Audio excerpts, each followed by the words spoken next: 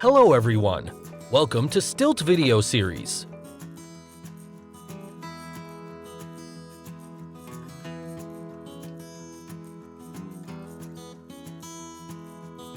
The outbreak of the COVID-19 is spreading further and further into the world, and dangerously fast in the United States.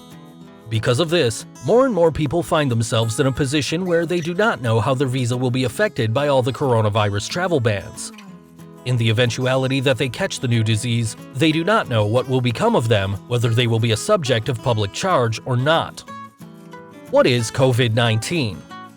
The coronavirus disease 2019, or the COVID-19 as it's officially called, is a new virus, more specifically a coronavirus, that usually causes a condition that doctors refer to as a respiratory tract infection. As a result, it may cause damage to the upper respiratory tract, nose, sinuses, and throat, but may also go into the lower respiratory tract, such as your windpipe and your lungs. Since the COVID-19 is a highly infectious disease, the outbreak managed to quickly spread across the world. It does so in a manner that is similar to the other coronaviruses, mostly from person-to-person contact, but also through touching infected surfaces. The infections tend to go from asymptomatic and mild to serious and life-threatening. COVID-19 is one of the 7 coronavirus types. Most coronaviruses are actually at the cause of most of our daily colds and are generally not life-threatening to overall healthy people. However, there are other quite severe coronaviruses, such as SARS or MERS, that are more severe and can lead to quite a lot of complications. What is a public charge? The standard for the public charge was initially codified into the 1882 United States Immigration Law, specifically in the year when the U.S. first made public the Chinese Exclusion Act. This act prevented Chinese laborers from entering the United States on the grounds that their presence was a danger for the good order of specific loyalties. In other words, they were seen as a burden for society. The term public charge was also introduced in the 1952 Immigration and Nationality Act, in which it is mentioned that those who were seen as a public charge would be barred from entering the U.S. or deported.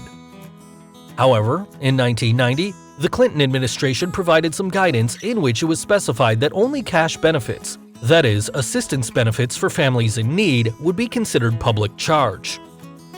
Declaration of public benefits with USCIS applications. Considering the changes that are currently taking place in public charge, whenever someone is applying for an adjustment of status for their visa, they will also have to list out all the public benefits that they have used. Form I-994, also referred to as the Declaration of Self-Sufficiency, will contain a number of questions and will outline all the public benefits the user received. This will determine whether the applicant is prone to becoming a public charge or not. This form will have to be completed by anyone seeking a new visa or even an adjustment of status. At the same time, the rule is relatively new, and not everything is still completely certain. Some things may count as public benefits, whereas others may not. Some are fairly gray areas, and only USCIS can determine how the matter will be settled. Public charge determination regarding non-immigrants. Considering that many internationals are currently concerned with the COVID-19 pandemic and how their health insurance and visa will be affected, USCIS has released some guidance on the public charge. These guidelines are all related to the COVID-19 treatments and tests to ensure the safety of the public. The big alert was issued publicly on the USCIS page on public charge, which every individual on a visa should read carefully. It explains the details in regard to the new public charge. To make things even simpler, you may also read a summary of the alert below. Tests, treatment, or preventive care.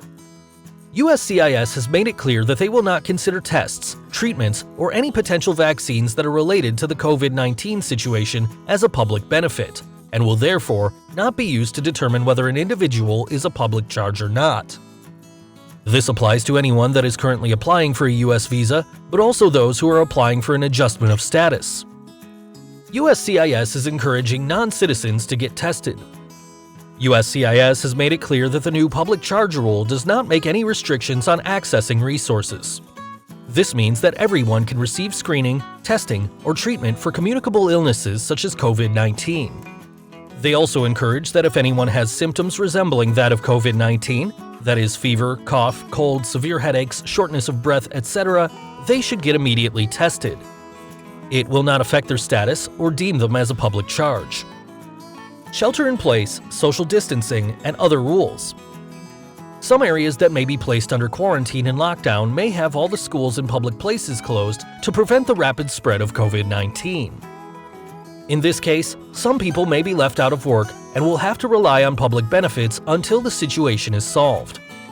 USCIS is completely aware of this situation, which is why an applicant should write an explanation along with proof attached to the application. Upon reviewing, USCIS will determine whether your case is deemed to be a public charge or not. Receipt of public benefits. The receipt of public benefits is one of the main aspects USCIS uses in determining whether someone should be seen as a public charge or not. That being said, it is only one of the factors and is by no means determinant. Since the benefits received during the COVID-19 pandemic will not be seen as either negative nor positive, the USCIS officers will review the situation as a whole. They will look at the circumstances for the benefits rather than just the receipts. Best practices for receiving benefits for COVID-19. With everything said and done, what you should do is save all of your letters, receipts, emails, as well as the documents related to the benefits you received during the COVID-19 emergency. These benefits may include anything from testing to treatment or any cash benefits that you received in light of the situation. As for the USCIS rule for public charge, you need to mention exactly which financial benefits you received during the pandemic. The key here is that you need to be as clear as possible, write your explanations properly, and bring all the supportive documents. This way, you will not be affected. Many immigrants are afraid that taking the COVID-19 test or any benefits might endanger their status as residents in the United States. That being said, USCIS assures people that their status will not be affected as long as they clarify that their situation was caused in light of the pandemic.